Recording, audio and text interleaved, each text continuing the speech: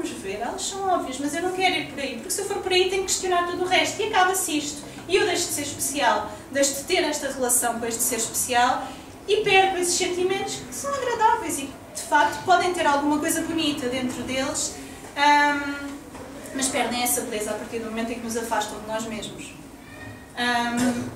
Então aqui entramos noutra questão mais grave ainda, que é a questão dos líderes psicopatas, porque até aqui estávamos a falar de coisas que acontecem inocentemente, digamos assim. A pessoa, de facto, acredita que é muito iluminada, acredita que é um ser muito adiantado, muito avançado, e não tem más intenções ao fazê-lo. Mas acontece que há um certo número de indivíduos, digamos assim, felizmente não muito grande, acho eu, que podemos chamar de facto psicopatas. Porque o que é um psicopata? Um psicopata é caracterizado por uma pessoa que essencialmente não tem empatia, ou seja, não é capaz de se preocupar com os sentimentos dos outros. Não é capaz. Empatia é a capacidade de nos pormos no lugar do outro, de sabermos o que o outro sente. Eu estou a falar com uma pessoa e percebo que aquela pessoa está triste, está alegre, está feliz. Um psicopata não tem esta capacidade. Pode ter a capacidade de identificar determinados sentimentos, mas sempre de forma a usá-los para seu benefício, digamos assim. Um psicopata não está preocupado com os sentimentos dos outros. Não quer saber se as pessoas estão felizes, estão contentes, estão a crescer, se não estão a crescer. As pessoas são objetos, no fundo. Um psicopata é também caracterizado por uma grande ambição social, uma grande ambição pessoal. A pessoa tem muita vontade de atingir um status de poder, dinheiro. Normalmente tem essa característica também.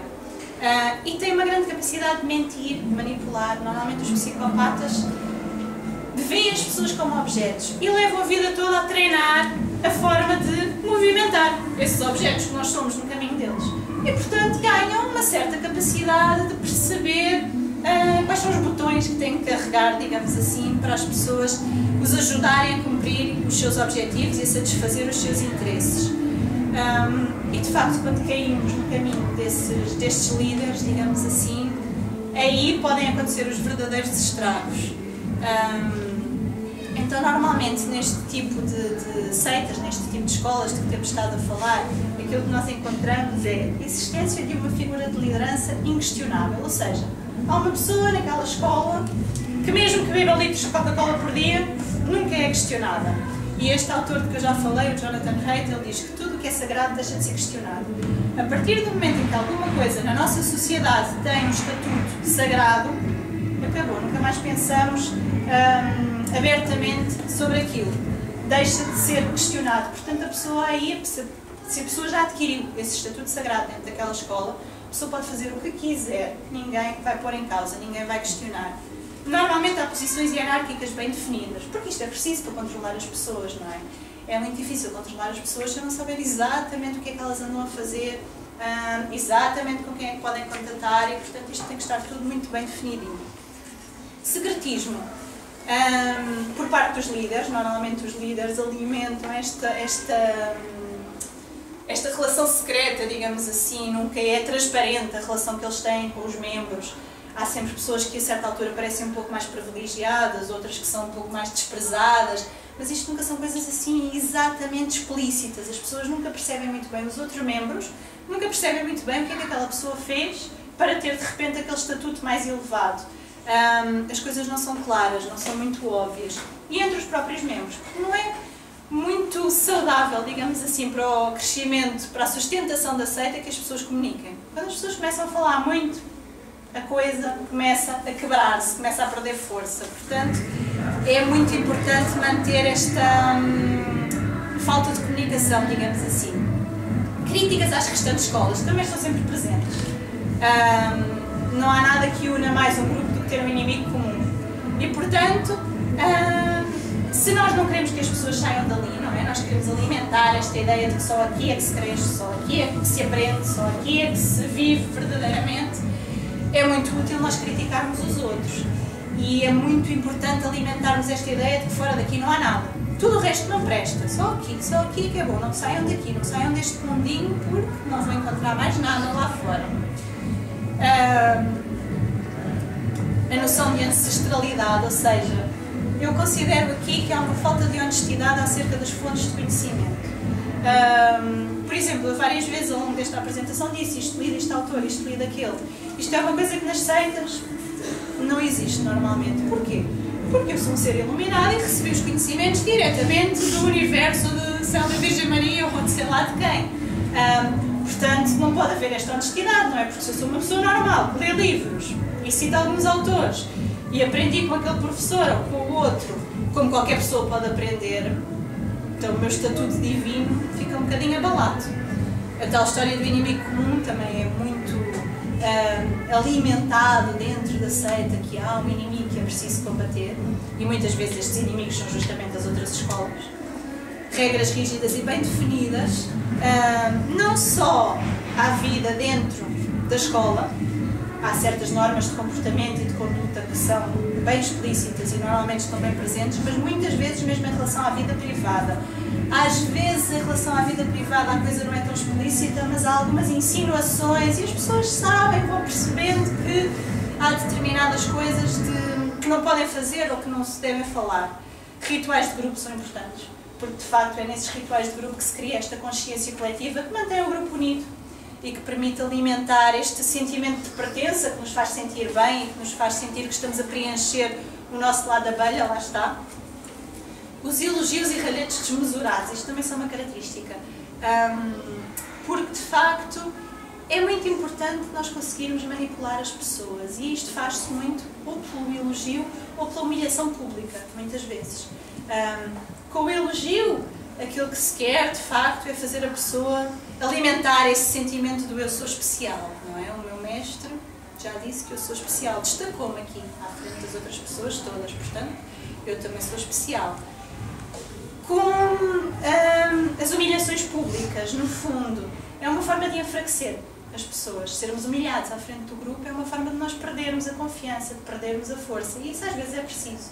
Isso às vezes é importante, porque uma pessoa com muitas convicções, uma pessoa com muita segurança, dificilmente aguenta muito tempo neste tipo de escola. Implicações de estar numa escola desta. O sentimento de pertença e integração, aquilo que já falámos.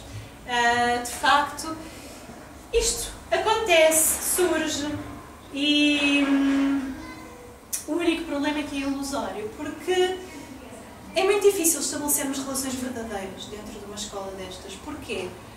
Porque há muitos segredos, há muitas partes de nós que nós temos que calar, não é? Aquelas coisas que nós vemos, mas precisamos de ignorar. E então é difícil estabelecerem-se relações de amizade verdadeiras, não é? E para haver um verdadeiro sentimento de pertença e de integração, as relações convém que sejam honestas, convém que sejam verdadeiras, convém que sejam livres, não é? Convém que não haja regras sobre com que pessoas é que eu não posso relacionar. Eu sei de escolas, por exemplo, onde em cursos de formação de professores as pessoas estão inclusivamente proibidas de trocarem números de telefone. Portanto, mas são uma grande família. São uma grande família. São todos muito amigos e aquilo é que é a família verdadeira. Mas trocar números de telefone nem pensar. Porque de facto não convém que as pessoas falem. Afastamentos familiares e amigos, sim, inevitavelmente. Por um lado, porque normalmente o tempo da pessoa é muito consumido por todas aquelas atividades. Por outro lado, porque se acha que ali é que está toda a verdade e tudo aquilo que importa e tudo aquilo que interessa. E por outro lado, porque depois também tem que se lidar com as críticas de quem está fora, não é? E não apetece, porque as pessoas de fora veem que aquilo não faz sentido. As pessoas de fora começam a perceber e começam a perguntar: olha lá, então, mas o teu guru ou o que for só bebe Coca-Cola, anda num carro topo de gama, faz viagens sei lá para onde, isso não me cheira bem. Mas nós não queremos ouvir isso, não é? Pouco sentimento de dependência, muitas vezes acontece as pessoas não conseguirem deixar essas escolas porque de facto quando chegaram lá sentiram-se bem. Por exemplo, há cada vez mais pessoas que procuram yoga para lidar com a ansiedade.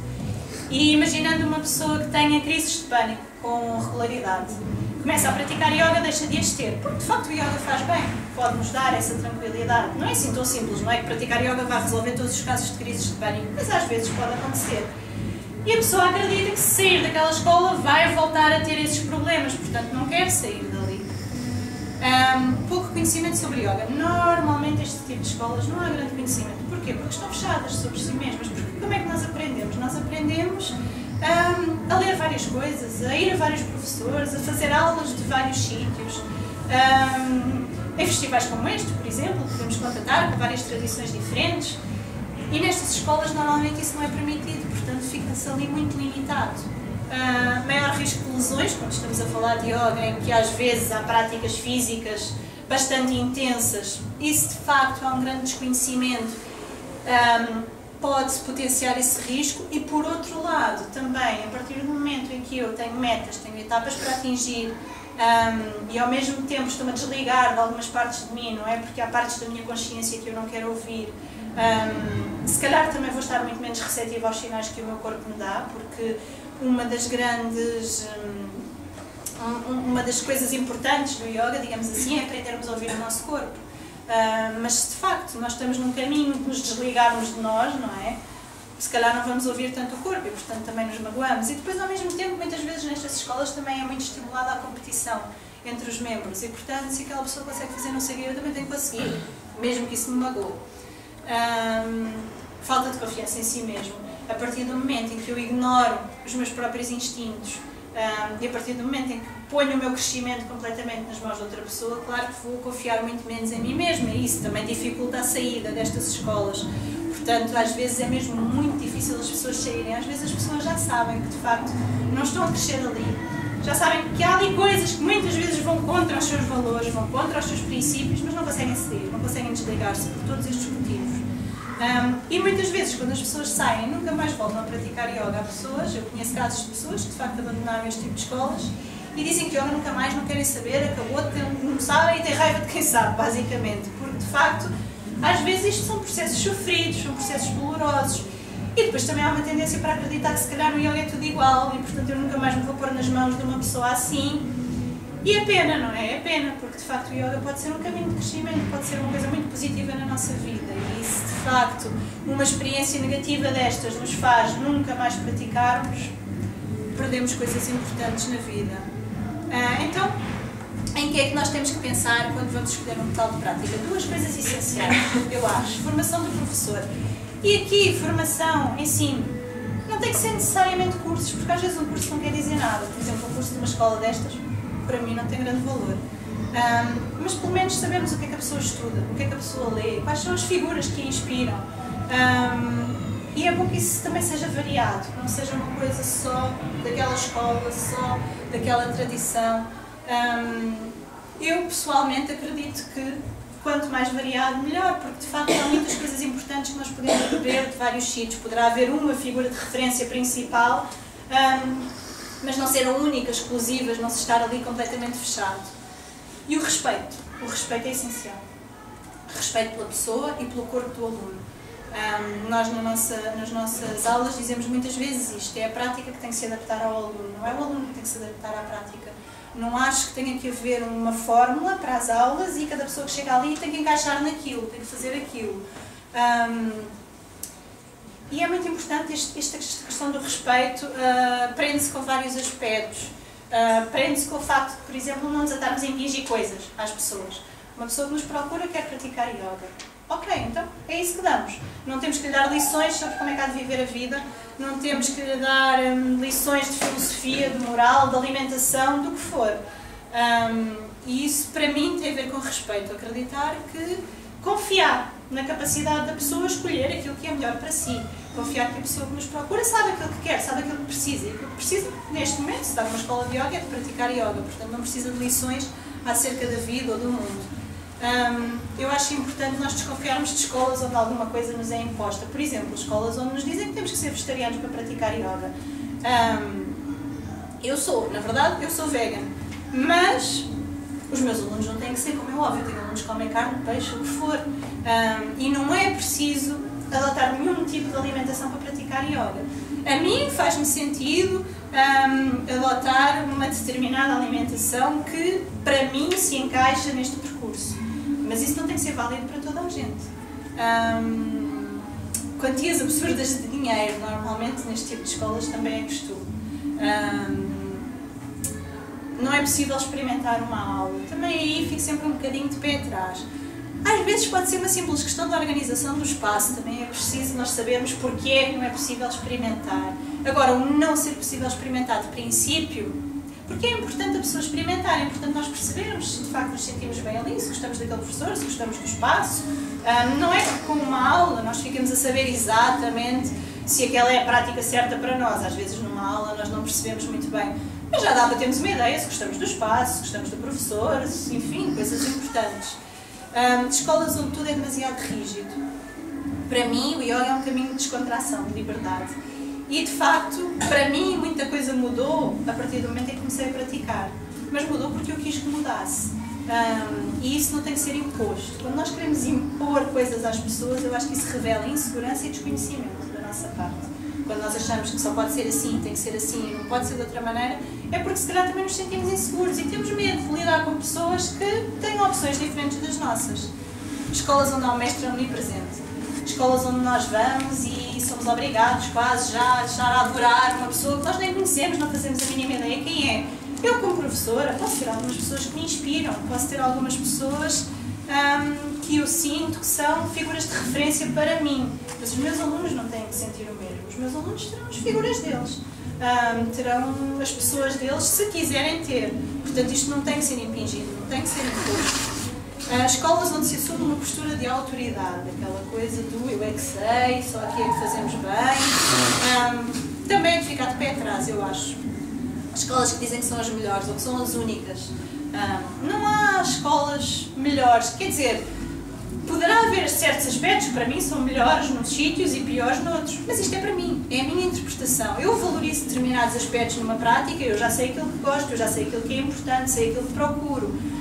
Mas o facto de isto ser melhor para mim não significa necessariamente que vai ser melhor para outra pessoa, porque outras pessoas podem procurar coisas completamente diferentes.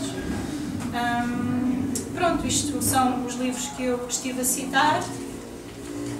Não sei se alguém quer fazer perguntas ou comentários, mas estou disponível, como não sei que horas são, Sim. mas acho que ainda temos um bocadinho.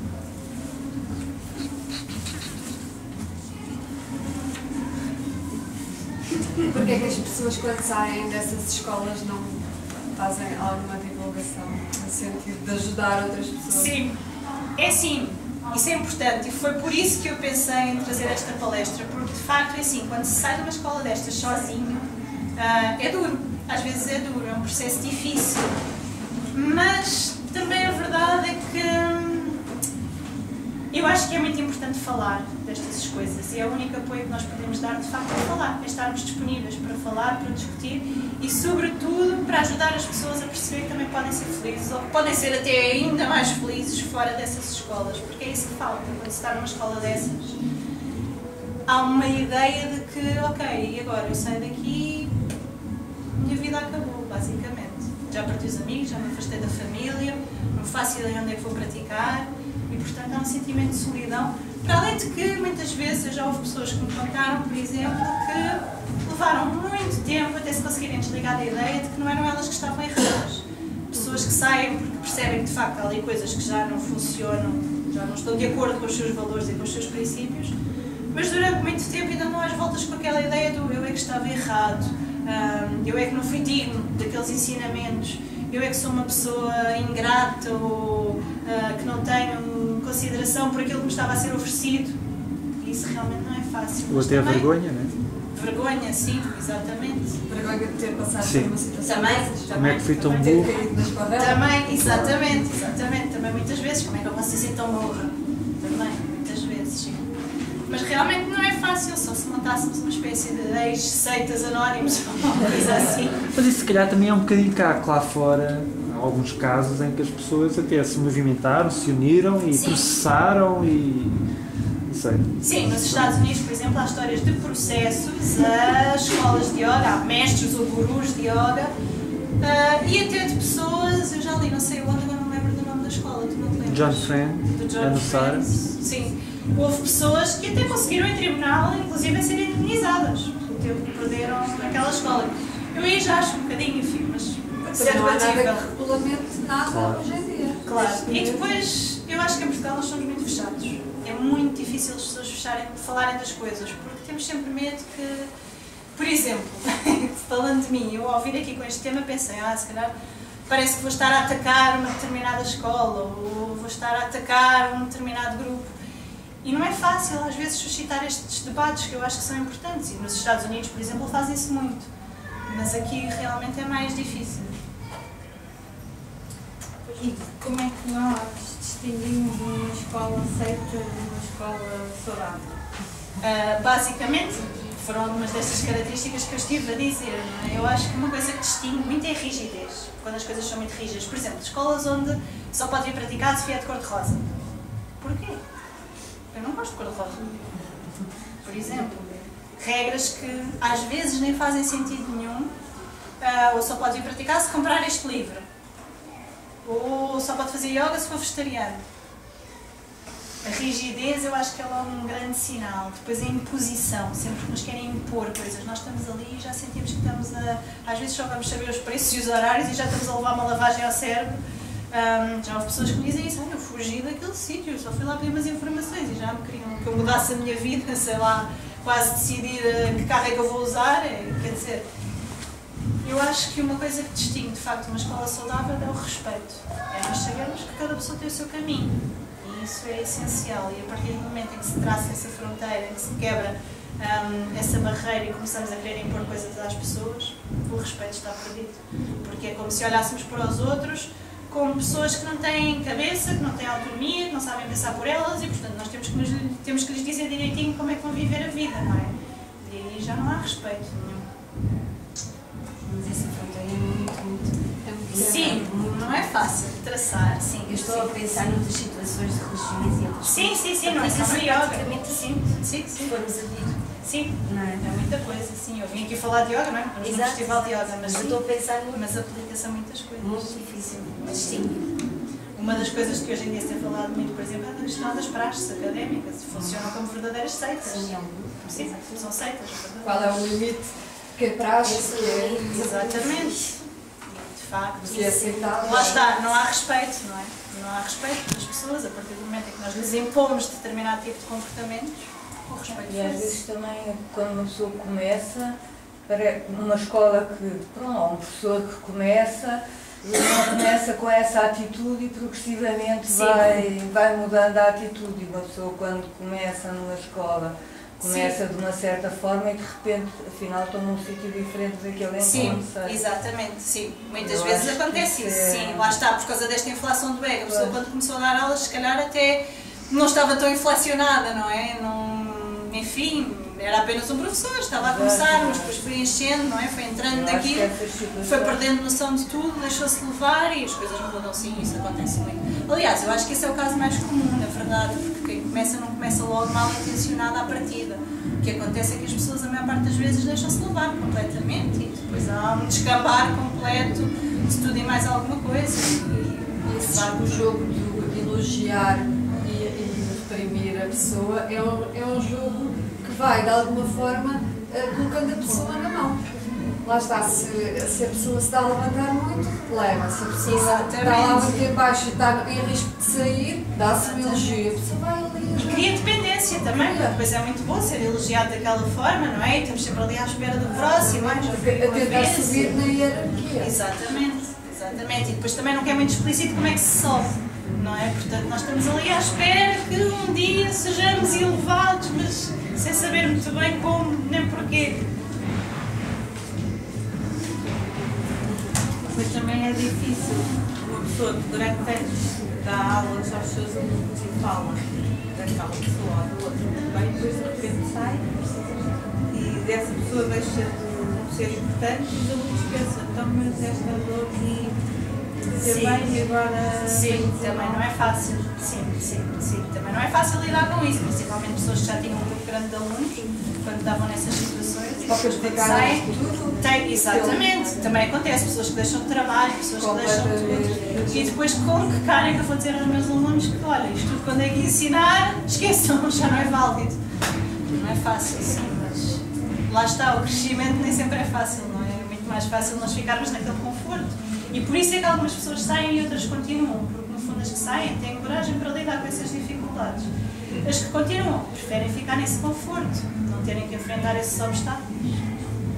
Acaba sempre por ser uma opção pessoal, Sim. Uma forma de... Sim. E uma coisa eu acho, não há uma pessoa que está nesse processo eu acho que há muito pouco que nós lhe possamos dizer ou mostrar para a pessoa sair. Tem que ser de facto a pessoa a tomar consciência de que aqui já não estou a fazer nada. Falava que a opção para ir e escolher e tentar perceber tem que ser nossa. Exatamente. A saída será o mesmo. Sim, sim. Não podemos, por mais que nós digamos à pessoa, olha, não vês que ele só quer dinheiro ou não sei o quê, não vale a pena. Não se consegue. Acaba por ser uma forma ou outra de processo da vida. Sim, sem dúvida, eu acho que sim. Por muito que às vezes pode haver grupos que facilitem um pouco, se nós estávamos com alguém que também saiu, que isso às vezes facilita o processo. Mas tem que ser muito decisão da pessoa. Por isso é que à partida, quando nos envolvemos neste caminho, é bom que tenhamos já esta noção. Sim. Não é? E que experimentemos. Sim. Parece-me que é, Sim, que é importante. eu acho que sim. Sim. E sabermos que podemos passar um bocadinho por ali e não nos deixarmos fixar. Somos livres. Não é? Exatamente, sim. Sim, até podemos estar numa escola dessas, mas sabemos onde é que está o nosso limite. Eu por acaso comecei há pouco tempo, devia escolher uma escola e será que vou ficar aqui e tal? Mas a tendência é sempre para ver, entretanto já aparece outra que já dá curiosidade e aparece, apetece ir experimentar. Não tem nada de mal. Pois. É um E caminho. eu, por acaso, ainda bem, porque eu pensei que fosse que eu que estivesse mal. Não é? Ter assim esta vontade de querer ir ver tanta coisa. Eu acho que isso é saudável. Pode haver uma altura da nossa vida em que chegamos a um sítio onde nos sentimos mais confortáveis, nos identificamos mais, sim, por aqui. mas acho que é saudável nós experimentarmos, termos curiosidade, termos ver, conhecer. Estar numa escola e poder ao mesmo tempo, Sim, Paralelamente, então, claro, durante um tempo e depois ir ver. Exatamente. É sempre bom. Mal, Este tipo Só de... mas só que são o mundo lá claro. fora já não é. O mundo lá fora já não é muito correto, porque entendemos que é fechar, sim, Exatamente. Mas este tipo de festival, por exemplo, eu acho que é de louvar este tipo de iniciativa, onde podemos contatar com várias escolas, várias tradições, experimentar, conhecer. Eu acho que sim. Não há uma verdade única aqui. Exatamente. Exatamente. Pronto, obrigada. Obrigada. Tem um blog, é? Sim. Eu esqueci-me de fazer cartões, lamentavelmente. É. Mas é o psioga.blogspot. Tu não tens cartões, Jorge, não? CEOs. Sim. psioga.blogspot.com.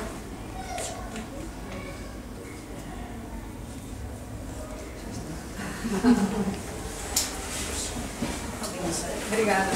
Obrigada.